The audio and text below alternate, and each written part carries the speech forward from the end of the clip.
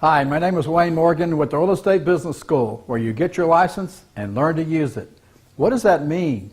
It means we teach you what no other school teaches: the technical education required to become licensed, the business education your clients expect you to have, and the financial education you need to pay yourself after you stop selling real estate.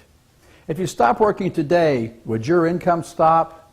There are two important days in the life of every realtor: the day you start selling real estate and the day you stop.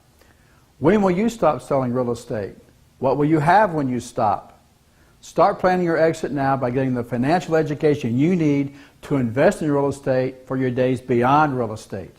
Reduce your risk and learn the basic calculations using the Annual Property Operating Data, or APOD Form. Remember, if you pay too much and borrow too much for property, there is nothing anyone can do for you. Know your numbers, manage your risk, and find out what property is really worth and what you should pay before you buy.